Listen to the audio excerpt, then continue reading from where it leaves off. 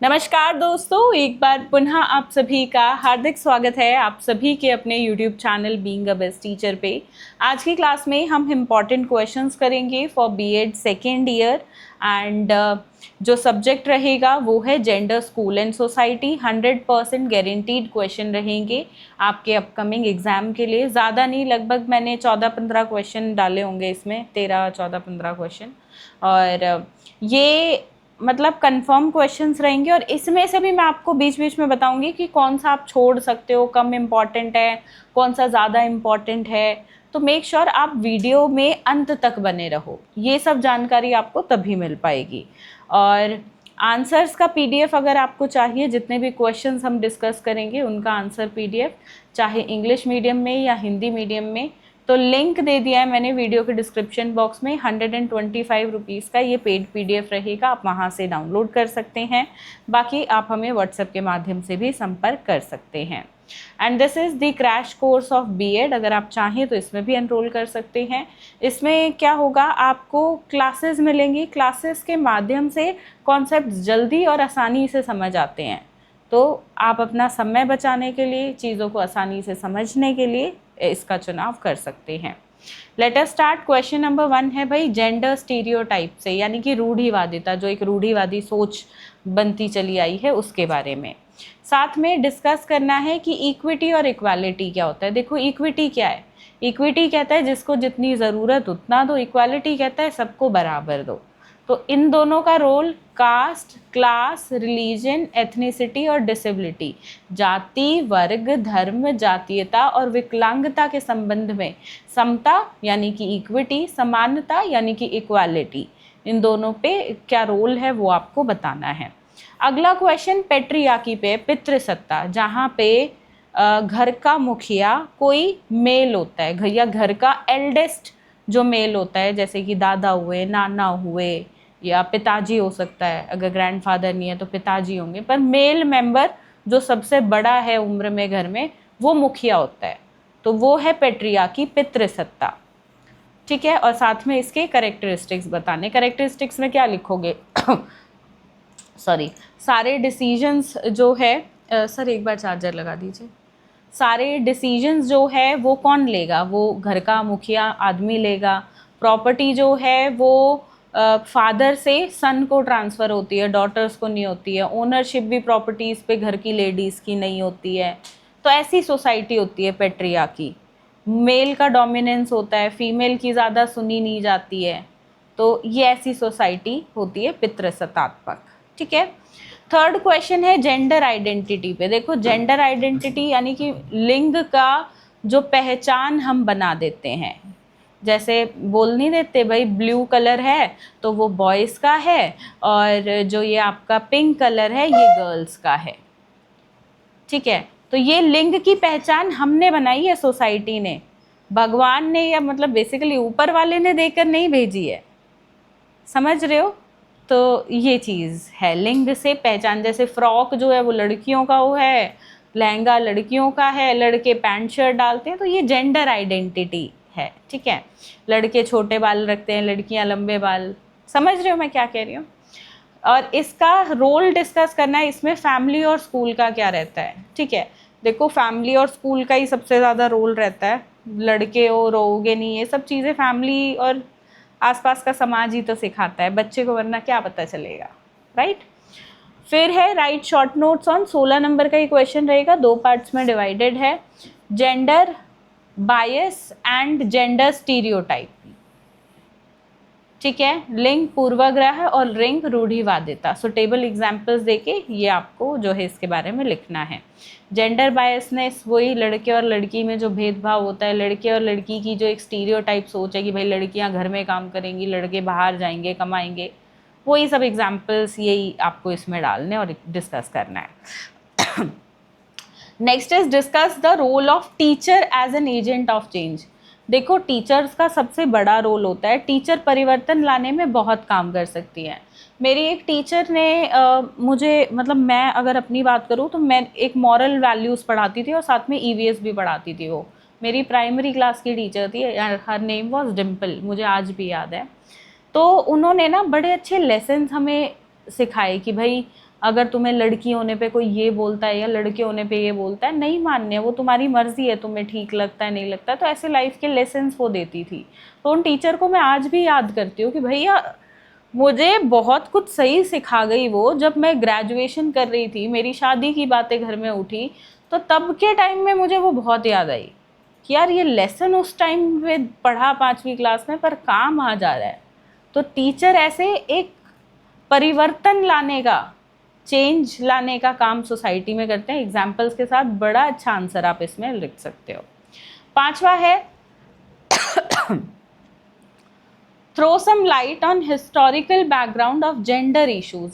देखो पहले से हमारे यहाँ जेंडर के जो इश्यूज रहे हैं, और कुछ सोशल रिफॉर्म्स मूवमेंट्स के बारे में भी डिस्कस करो। सोशल रिफॉर्म मूवमेंट्स भी काफ़ी आए हैं, देखो राजा राम मोहन रॉय, सती प्रथा, ये सब भी थोड़ा इसमें आप डाल सकते हो। और जेंडर इश्यूज जो हमारे यहाँ रही हैं, लड़कियों को बाहर जाके काम नहीं करने दिया जाता था, उनके नाम पे प्रॉपर्टी नहीं होती थी, सती प्रथा था, मैरिज के बाद विडो हो जाती थी तो लड़की के जो हालात होते थे। तो ये सब आप इसमें लिख सकते हो अपने आप। जो भी आपके इर्द गिर्द हो रहा है ना, वो ही लिखना है। कोई ऐसा नहीं है दुनिया से हट के आंसर लिखना है, ना जी, इंडियन सोसाइटी के हिसाब से ही तो लिखना है, समझ रहे हो। इसके बाद है पेरेंटिंग स्टाइल। देखो 4 टाइप की पेरेंटिंग स्टाइल होती है, वो चारों ही आपको इसमें डिस्क्राइब करनी है, और उस पे बच्चे का क्या असर पड़ता है, बच्चे पे हर पालन पोषण शैली का, यानी कि पेरेंटिंग स्टाइल का, वो आपको बताना है। इसके बाद है what do you mean by socialization, यानी कि समाजीकरण।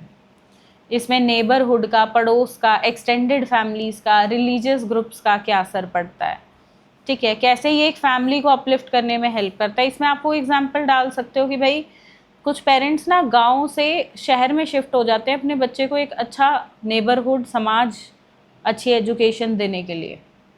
तो पड़ोस, वास्तविक परिवार, धार्मिक समूह, इसका बच्चों पे क्या असर पड़ता है, एग्जाम्पल्स के साथ आंसर लिखो। सॉरी। आगे है explain the relationship between school and society. Society और स्कूल के बीच क्या संबंध है। देखो जिस हिसाब की सोसाइटी को नीड होती है ना, उसी हिसाब की स्कूल एजुकेशन देता है। तो इसके संबंध में आपको आंसर लिखना है।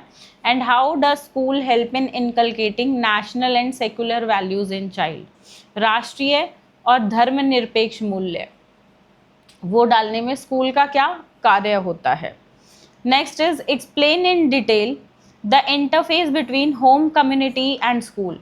घर, समुदाय और स्कूल के बीच क्या इंटरफेस, मतलब इसमें भी एग्जांपल्स डालो, क्या एक कनेक्शन है वो बच्चे के पर्सपेक्टिव से, क्या चीज़ें घर में कम्युनिटी और स्कूल से सीखता है, क्या कॉमन चीज़ें रहती हैं, वो सब।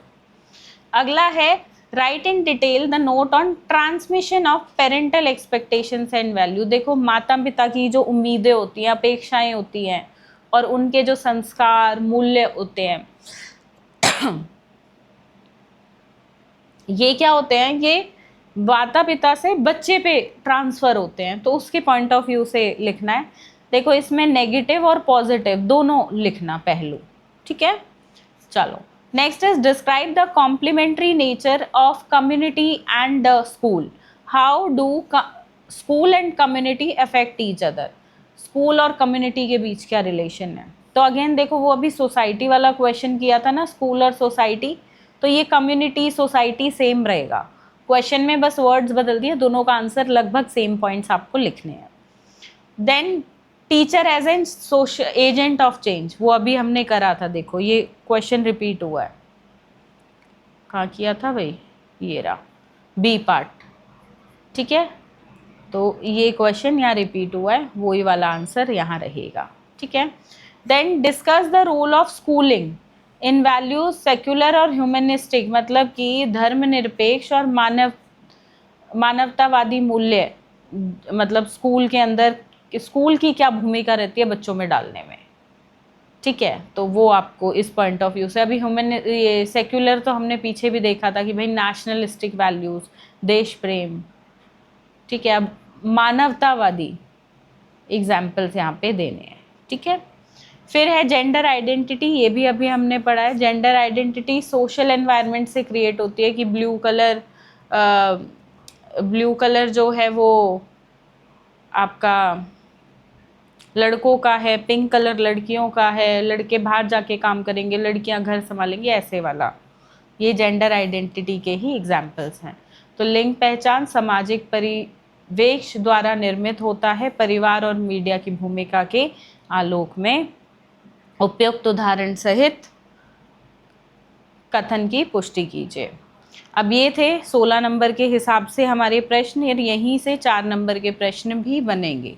ठीक है, नेक्स्ट है 4 मार्क्स के हिसाब से question number 15। A part is extended family यानी कि विस्तृत परिवार। दूसरा है impact of parenting style on socialization of child, मतलब जिस तरह की पेरेंटिंग स्टाइल होगी वैसा बच्चे का सोशलाइजेशन पे असर पड़ता है। ये 4 पेरेंटिंग स्टाइल्स हैं, चारों के पॉइंट ऑफ व्यू से आंसर रहेगा। फिर है इक्विटी और इक्वालिटी का रिलेशन, रिलीजन, एथनिस, ये सब अभी हमने किया है 16 मार्क्स में, थोड़ा थोड़ा इनका पार्ट था, समझ रहे हो। तो कुछ हटके नहीं है, वहीं से ही बने हैं, पूरा क्वेश्चन ना पूछ के छोटा सा टुकड़ा पूछ लिया है, पार्ट आ गया है, समझ रहे हो। Then impact of school on children, बच्चों पर स्कूल का प्रभाव। Role of school in developing humanistic values, अभी करा था ना ह्यूमनिस्टिक वैल्यूज, तो वही वाला है, मानवतावादी मूल्य विकसित करने में विद्यालय की भूमिका। तो लगभग आपने देखा होगा काफ़ी क्वेश्चंस रिपीट हैं, बस ट्विस्ट किए हैं। तो लगभग अगर मैं बताऊं तो ये 10 से 12 क्वेश्चंस ही हैं, और इसमें से भी अगर आप चाहो तो एक आधा स्किप कर देना, 1-2 क्वेश्चन, बाकी अच्छे से कर लो, आप एग्जाम के लिए टोटली रेडी हो। ठीक है, बाकी आसानी से समझने के लिए क्रैश कोर्स को ज्वाइन करिएगा, और आंसर्स का PDF लिंक वीडियो के डिस्क्रिप्शन बॉक्स में है, एंड वहाँ से पढ़ो। मैं हमेशा एक सब्जेक्ट के लिए ही बोलती हूँ स्टूडेंट्स को कि भाई एक सब्जेक्ट मेरे PDF से पढ़ के देखो, एंड एक सब्जेक्ट के लिए बोलती हूँ हमेशा मेरे स्टूडेंट्स जो होते हैं ना, बाकी सब्जेक्ट्स अपने आप मांगते हैं कि मैम हमें वहीं से पढ़ना है, क्योंकि आप तरीका बदल के तो देखो एक बार मेरे कहने पे, आपको इतना मज़ा आएगा, आपको इतना असर फील होगा कि आप मतलब कितनी ईजीली समझ पा रहे हो, मार्क्स परसेंटेज इंक्रीज़ होगी। अगर आप 60-70% लाने वाले बच्चे हो तो आप 70-80% तक जा सकते हो, तो इंक्रीज़ आपको देखने को मिलेगा। तो डिग्री हमेशा रहेगी, अच्छे मटेरियल का चुनाव करें और अच्छे से अपनी पढ़ाई करें। बाकी कुछ पूछना चाहते हो तो कमेंट कर देना, या व्हाट्सएप पे लिख के आप हमसे पूछ सकते हैं। बाकी आप मुझे ज़रूर बताइएगा आपका ऑप्शनल सब्जेक्ट कौन सा है। Optional subject health, physical and yoga education है या गाइडेंस एंड काउंसलिंग है। जो ज़्यादा स्टूडेंट्स कमेंट करेंगे उसी सब्जेक्ट को हम करेंगे। ठीक है, चलिए, धन्यवाद, जय हिंद।